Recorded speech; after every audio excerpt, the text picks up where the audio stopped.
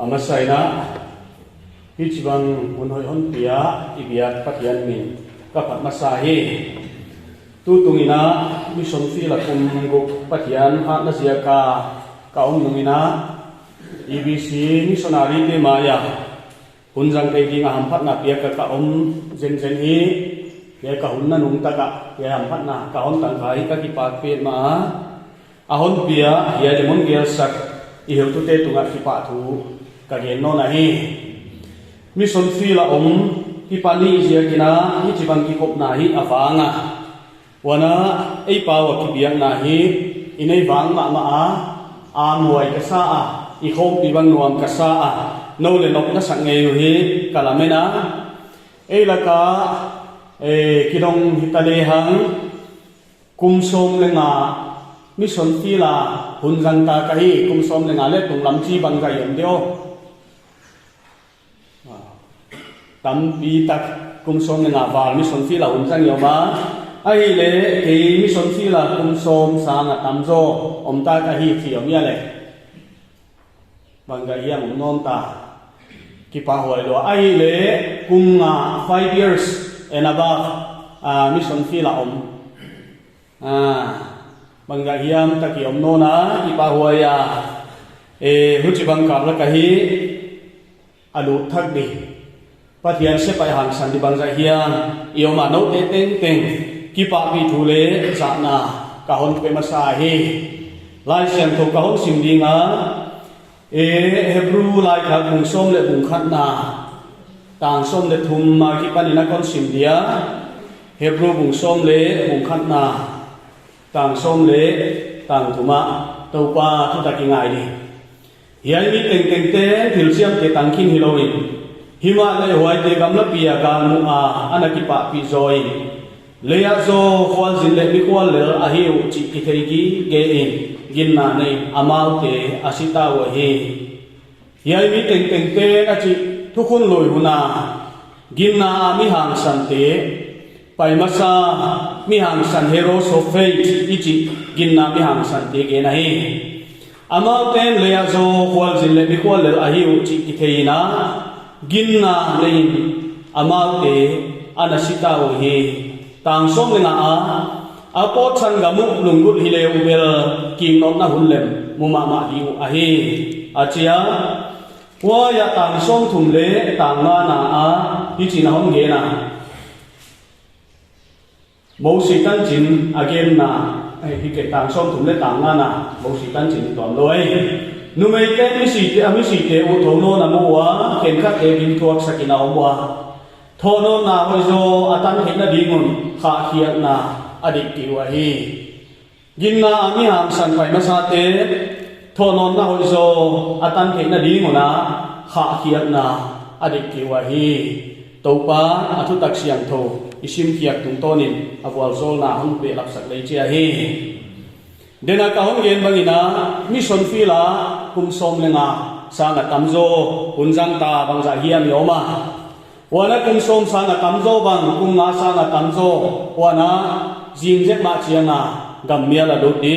kri se pai hang san bangza hiam yoma eite tengtengina I experience itil put itil to challenge imai to te hi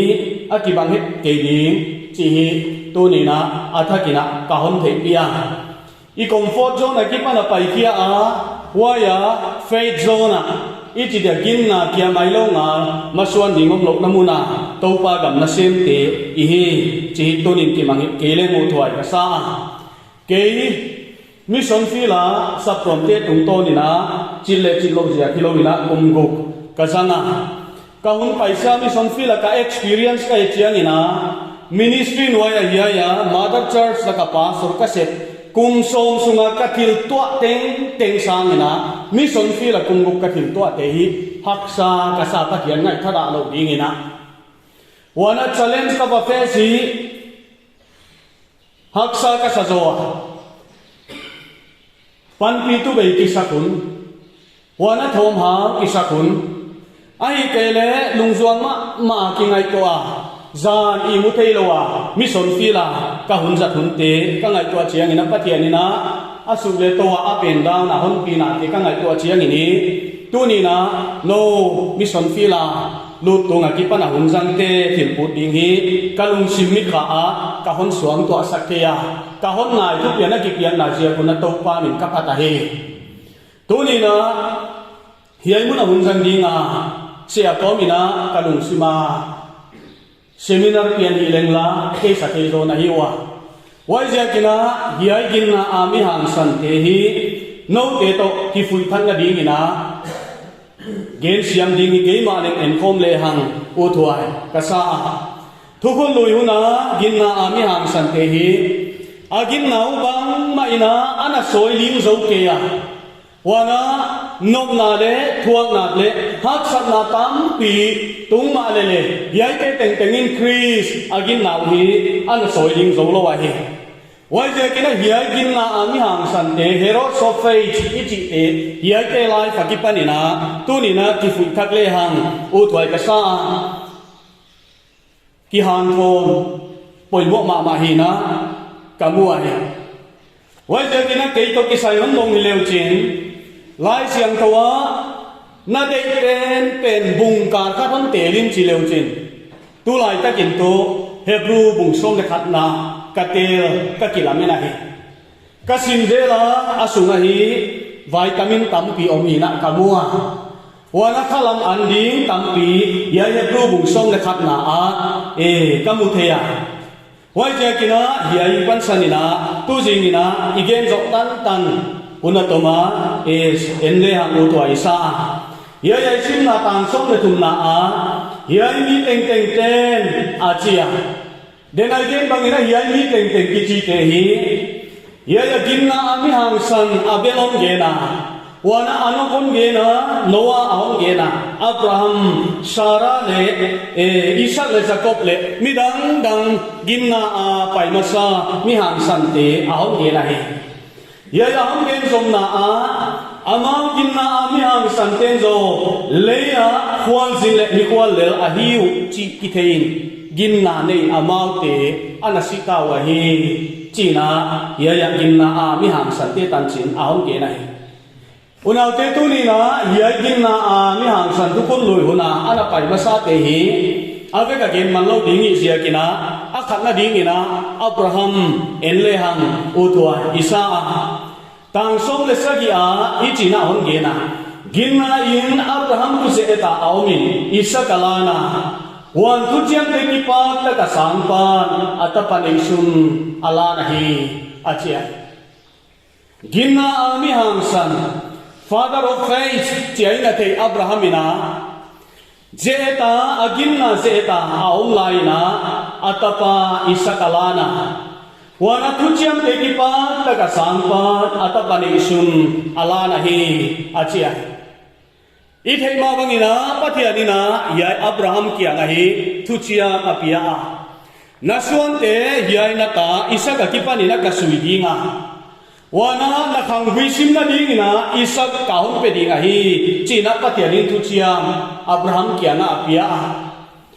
huchi tungzuina tapari huai tak mai akhang huisim na dingina isak apia ahi huchi nungina ginna zetna abraham ina on toaka yai atapa tu zetna azabina ahoma huchi na yai la siang toai mu bangina ginna ina abraham tu zeta omina isak alana hi ahon chino na hi wajah kina yai abraham tu akhang guisim na ding hi pathianina natapa isakon lanin achia tangsom le ko aye chule pathianin misila ka kipan na ngon kai thau theina asep achi top na yai agimna athupi da ya akilang abraham gimna athupi da ni kai chenna dingina amma din muna ki koi masak angai ei din mun ding dana hisab masak angai akhang guisim na dingina pathianina ta apia akipang ma maya te nunga tane ya isia kina himale aginna pathianina asen nona genesis ayet le abraham natapa ne sunna itakpi illa moria gama painla waya kon hi ling ta na hal mang kum pia dingina nalan dinga hi chỉ ai sắp na áo tang ai ấy không lên tu cắt to chỉ nhau vậy phát hiện đi na akhang gui sim na đi na apia tapa in quan na đi na kinep na pe in quan khai ding tu ding in quan khai tu ding phát hiện đi na pia cả hiya hima na phát hiện na pe tu ma ina Abraham natapa na isun na itak na pidinga waya Moria kama tang khat ka hon et sa dinga na pidinga waya hal mang kumpiak ding ina nalan ke dinga hi china ye thuak sa tak mai Abraham kia na atunga hi una ke ngai to leu chin i ui kho i go ding chiang ina ki feel hi bio demasia ui khat kaniwa aum mo ma maya nào bằng khát là quậy khá xem tụi tê ta tê khát câu lời các bà tao à cả câu vậy câu con chỉ mày đây là cái gì kia nè thì lại là vậy các câu đi ní gì ngô nà các con gu lúa ngồi ngồi là ngồi mấy đang ôm mỏ phải về mỏ lùm đây đi tua con ngồi các ngày tua chiang này các kỳ sĩ cái kata te le ai to ka kisi ka chi tu ka go pe nu kisi kai ki amang si ai dia hi chi kai sa na ong pai ko nu ai kata te na yi ma wa ken le ka yi ta tu ne ta hong gen no tu mo na te i gan no ne chi khat i suwa kia ding hia i go ding hia le hi chi long lo ma i lung si min ki fi la hi mo ki ve ya hi hi ma le pathiani na asika Abraham kia la hi na suan te ye na tapa isa ka simling kahi achi akhang guisin na dinga apia isa tu Abraham na tapa ne isun pila huwa ya Moria gama hal man ki pumpiak ding ina na falan ding hi china sapna zena abola Abraham reaction bagaya tang som le sagia ginna ina Abraham tu se ta aumin isa kalana Thujiam le ki pa ta ka sangpan atapa ne sunala na hi achi to pa mi ni pata hi tu ni na una te tha kina ngai to le hang yai Abraham gin na hi tu ni na nang le ke gam ne la om te i poi mo hi ka chi ya wana yai Abraham ni na Genesis bung som le ni na ye le patia na pan sap na a hon donga patia ni na Abraham sap chia ni na bang chi na sama bung som le ni tang khat na nakuha kipan natanaw te kipan le napai na kipan potin la konet sa ding gama pai waya chitu pima mai kahon bol dia wal kahon zol dia namin ka hitu pi dinga nang wal zol na hi dinga hi achi asam na ke khau ma kasa Abraham nakola makipan ina na pot dinga natanaw te laga kipan ina na pot dinga napai na kipan ina nong pai ke dinga wana natanaw te laga kipan na chile sa te laga nong pai ke dinga konet sa ding gam lamman oi na napai dinga huai mo na nang chi thupi ta ka hon bol nuam ka hi achia ai da una te ya Hebrew isim na bung som le khat tang gia nai na Hebrew lai ta ka bung som le khat tang gia nai ba ga ge na ne Abraham sapa omin agong lo ding na lo ding in pai kiam na ding thua mua apai na ding lam ke lo apai kheta achinon je lai unaute missionary nge ni missionary ke ading na ka ko ya hi ai ta mo missionary ke ading na kabul siang ina hat dei ve siang ina ke wole emotional ta ina ka um the ai na ko ki pan nong ko dinga na pa in sunga ki pan nong ko dinga na chi na sale na tanaw ke la ka ki pan nong ko dinga na comfort zone no se dinga wa ya chi thupi ta ka hon bol ding ka hi pathian ni na chi apai na ding lang len the lo ina Abraham pathian sak na muang ina pai kheta achia to pa mi ni pa ta hi urang te en lo chi eu tu ten olda ra hon so nang Hosea pain la nang gol para nang mai ba na pai dinga nang Nepal na demasia na pai dinga China heu tu te na transfer and posting order ahon so ai ya kana experience hatumo missionary te na pai la ding mun teo bang chi bang ni ya chi la ke het ke wa bang pao sang ai wa chi na the ke wa na bang sa ko zui wa ya chi la the ke wa a culture bu bang ya a society bu bang ya chi na the ke wa mo ni kum le ka fi la ki pa la ki swan kia khatin a transfer order toy na ka kia la yu tu pa alam pi koi lam to ta pai di hia a hom chi ya ni thu pi ka hom sa ni Abraham le mo pai na di thei lo ai yu na ke pa dia ni ban sa ta sa thei ka di ni na lùng kia na ông chính cái nó này tàu pa mình nào kia thì mình đã cao hơn mình này na pai na di mun mi teo bang hiwa asa sai teo bang ya culture ko bang ya ai ke la apawa sa tu bang ya china ke het ke wan na song to mo na ba pai wa pa tia ni na thu pi ta ki na no te a hon sa na tàu pa mình ka pa ta hi tu ni na ministry no ya ko ma ta lom bia la pai di ko ken khatin haksa ki salai hi te la mi saura ma ibi sante kya na pai di ko haksa ki salaya hi singat biala singat hinga pai di le mi son na se mi haksa sa tampi ila ka omai to ni na missionary te na challenge pu tu hi ya la baum tam pi te na kon the ki het lo wa hi chi kalung si ma au so tak tak kai ai lo na te bang sia ka Abraham na pai na di mun thei lo wa pai te na mai ya bang sia ka atapa ni sun lang ke nga maya ya la sian do ai sin bon mo thu chiam me ki pa ta ka sang pa na atapa ni sun lang ta hi achia pa ti ani na thu chiam ma chia ma na ta pa ki man na khang hui ka sin dinga eli ba ni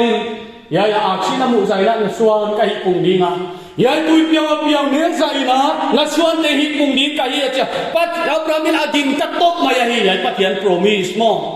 aging ta top pa misi la ka ki pan le kai thong the hi ve chi na atapa ki phal ta ki pathian ma ya la ding na atong pi ta agin na je en na thu pi ka sape ma ato to bina Abraham ina te nung buai nu ina ta ahon nei ei ve ai koi ngai tol mo kum som ko aji ai ya wana ama kum za de lai na tapa ahon nei ya akipa akia ding dan ka ngai to achia ina ai rồi nó cầu mà tapa cầu này các cái bát pe mà mi hon hậu pi tình tình na hon đầu người đang ai to biwaya ten dia kina la zilwa hospital ki pa ni na ka bataya ina van wala ding ina pasiam chon na de sa sawa ko ya ho de ke hon si ho ken kha pasal sing ka dong tom mai kaya ki pa lo je ka mi te kenon ki pa pi design na nawa banga nu mai pa sa ya chon dong de koi mai ka hi ka ki pa ra tu mai lo ai mo Abraham le teng nung voi nung ka ne ya hi na ne ya hi a ki pa kia ding don ka ngai to chiang ina ka lung sima ka suang to saka ka lom te upat nung ta ne ka ta ho ma ki pa pe ma ko mai ma pasal silo donin ba lama bong ve boy ni dang ko ya nam na hiya upat nga ta ne hina ki pa huai do te lai mo boy ni dang ko ya nam na hiya chi se to ni na mo na te ngai to le ang ya ele Abraham ka ki pa ma di ni na ka king ta himal huai a ki pa ma la atapa alu sin long pe tan mo pa tian ni na i ma na ta pa ni sun don tia khia ding a hi a che ki phal ta ki na tia pa tian ni na chi thu phi ta ka bo ding ina Abraham asam ke ta ani na ding ina Joseph awana ele utin Joseph kan chin hi asal mama himale Hebrew lai tha gel tuina tanggar khat ke na hon gel hin lip lo wa gel siam ka sa tang song ni le ni a gin nai na Joseph in asi ding ko ni na Israel zon te po ding thu ge na agu te vui ding tung ta na thu apia hi achi Genesis này tu lệ, asidin qua na athu cha imua, sidin kahika hima lệ, patiani na ching ni chiani na hong ve nghe dinga, hiai ka makipani na hong pi ke dinga, waya ipu Abraham te kia na chiam nagam, Isaac kia na chiam nagam, wana Jacob kia na chiam nagam na hong pi lu dinga, waya hong vợ zo dinga hi chỉ Joseph pina asi de kina thu chia, vuya ông ding tan phá anh again phía Israel soan te pi kia ka ông đi đan anh again khó lại tôi đi nào nào ke Joseph tan chỉ là thu pi đan hi Genesis làm anh tu lên một điều Hebrew lại cả kinh tàng tàng các tila ahon gen liu lewa lai siang to mi thu pi tam pio ma sok te la dang dang ke le Joseph pa thu pi na kuam khat anau mai i thei sa ma bangina au nào te la ka hasat na zia ka pum ma taom da đi thế à puana chua kel si sana dia ông nai thế à puana dang ka som ni chua ka om na thu oya nào pang Sunday school pana easy life dia kina thei mama ding ina ka on ngin ta ai duk ta ki pana thei mu mal lo hun vasang oya dik tak na zia ka promotion te pa ai mo dik tak na zia ka promotion pa tu so se pai dik tan mama apa sal penin pong sual tua ki mo apa sal pen re pa omi so na yahi ya Joseph kan chin lo chen aginom na hi denai gen ma bangina ama din mun din ki ko leo chen wal no pian hoi tak si san ha kilom tak wai lai tak senior player nu mai khatina chai mai mo no din ki ko wo hak sa thawai mo hak sa thawai api na apu poti far dina bothut policy jang ding ka ging takia Genesis ana itu le api na ni tenga akalu relationship ki ko se ka ding na ni tengi na hong pia alim sak ke ya chi ai una bu pite na kup ching le ngam bom fli mon bolwa sial ching le ngam bom sing ki da kwa ni na nu na tu kha tu amaya na ki puk sak ya da pe ngom bang na dok sak he hoi dia ahon yang lana di dia aki puk sak le khat tho chi mai ma mo eng la lo mai ma wai long nung si ma u suwa ka em lo chi nya ya le api yin kha bo tu policy jang ding ina ka ging ka ke ya hi chi na ka lung sim suang to na ka pai se ka ba tu konga ki sil da hey chef a chi dia sam dia aba pai chang ina hoa ya ka to e long pe sual di khong si din to dek ha na um dei ba ru ma mo senior chi ma ta ai le Joseph nào pa ngai che wai lam pa thia la wai cha lo lung simang nei lo din va pai king non mai ma om mil mel mai ma kha thi din ka ging ta adu ma se bong pai non di banga pi yai suak kan ngon non ka ni kong chi bi noi lam pe pe ko dok sak di la lung kong ki not sak zen pe zel di mo khatir la huai lam mo tension ko dam nei lo mo beni kong sa ina la ko na ba khat ve zo la koi nom dem ni ve zo la koi nom dem chi koi mo beni kong sa na om ke le wa la ya beni kong sa om ke le mo a principle na om ki nei boi ni te na kyo te na dia ni te na so che himale zo se mo na ke bang che le bang chi ni ai khek na lian ta ki pathian maya kil kilo ken na kai ke dia a chi apina zol te na te na zol nungina apuan so saka atai bo thi lian ei len tu hampa ki samai the che thei le ki samai the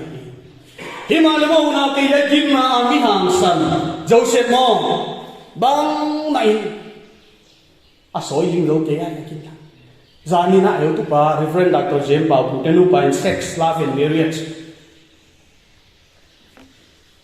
topic dan che tu lo kon gen ahon ne pia pasal te jam ni na ba practical no dia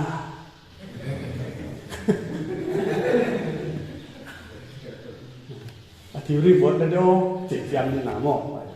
me hing lung si mi chi ai mo wa je kina tu ni na te ya so se te kong gin na ye le gin na mi hang san te ai ya thu pi ma e ton ta ma wai da ku king ta ke ya mo de chi ko la to se lai dia Moses ông yên ngông là ba này yên lệ Mosi hi atang thu iteya kum song hiat ahi na patian na sama missionary dia sa kanao pangno lo ahi mosi mo ya kum song hiat ahi zile ta ne na pangno lo te ta hi wa ya patian na ai dup ta ami te pi ke dinga sa pa je kina missionary ahi ka chia thu pi ka sai ya mosi tan chin mo ahong pian ni na Hebrew nau pang thak nghe đi nào không biển kia ai ahin qua yết lệ alam đăng ma tu khát hùng sung se để nào mà himane tha đi nga order paper tanui na abamu kha akisin dia kon lai na wana pathian lem ge lai na tu adon ding na apian na numa la kha kina hom no na ya te teng divine plan ahida imu ai atang tu game ting vek malo bisa kena thu pi ka sak ma mo si hin ko a nu te poi mo na mo ya yang dok no nai mo si hi wa ya faro hin sunga kum mangza anung vong pi din na hin taw aneu chik sung te ngom pi di na ka hin tai adam sungom pi lo de le tanom pi lo de naw don ni le la ko himane mo tu ne una te ka gen no tu mo yai kum tom chik sungwa ya faro in sunga aom pi sungina atam sunga be lo di thutak ya ya anun chi tu mani veo ello chi anun chi tu mani ava pot kia ai gupta mi le hebru mi ki swala ka mo ai gupta mi ka thata se la azin chianga pono na hebru mi a chi le ong ki swala mo a khel gilo zo chi kya na bang yan na sangkam bo na hiya awati chiang ni na sana na tili bang ai ka mi na tha bang a ko tunga vai hom de kwa no sepe na ngon hon phat som na ya ana chi le law na tai mang na ki pani sare te bi khe tu li nga pathia ni na mosi asa pa hi chi the ya ya ge nok ta tu mosi ane lai na anun faro in sunga adona wana faro in sunga donna boy nang le keimo hiai faro in sunga jek sung lo te la ka umma le hebru mi dik tak hi chi mangin keno ipu eon suan tu te abraham te isak te jacob te ai wai la tu bi ga la sa huwa ka ti ne ya wai tu jehova patia ina bia hi aneu chik sungina alung tanga chi tu kin ta ei mi te kian le Delhi konga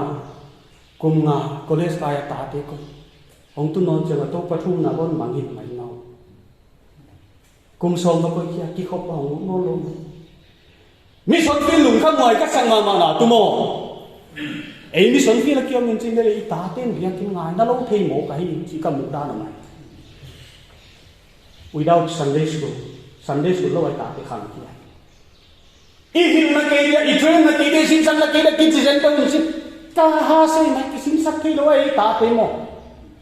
wai kaya kina lu te pa te hongi hinay long kate hongi tau dilong wai kaya to hilal wai kaya kina mo si nu bang ina mission fi law mi kaya kina gin na kita adam sungo aset thai ding itate long tanga ikon kele den siang ina i insung mission field ong le so thia hi chi kamudan awma wana mosi tu pina tu ginnain mosi ong pichin faro tan utapa ya ke solo kala de opsan na tel sangi patian mi te to su gen te tel zo achia patian mi te israel ken gamda ya kum som ngaya da du som li ya za ya che te ke hilal bichi wang wangin patian mu te lo kan mu sia kina gen the na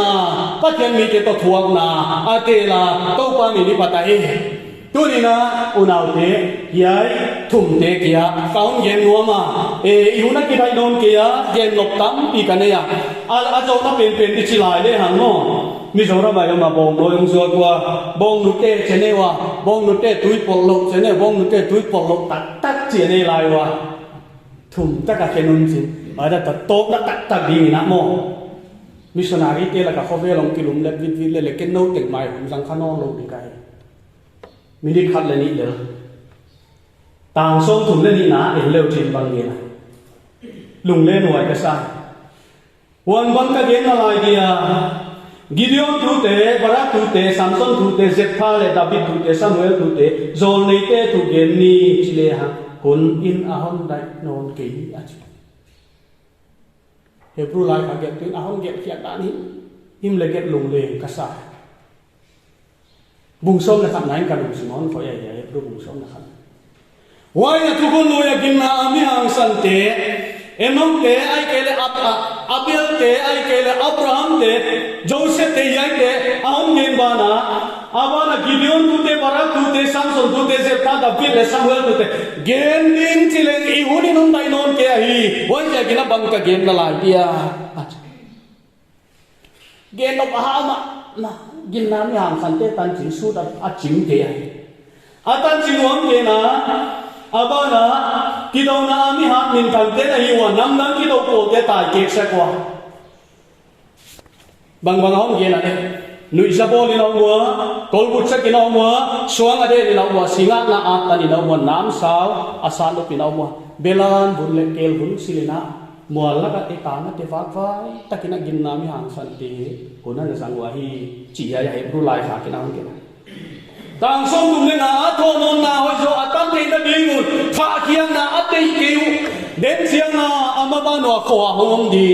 den siang na amaba no adu ta ding ma ngai to chiang na ya kin na mi hang san te mo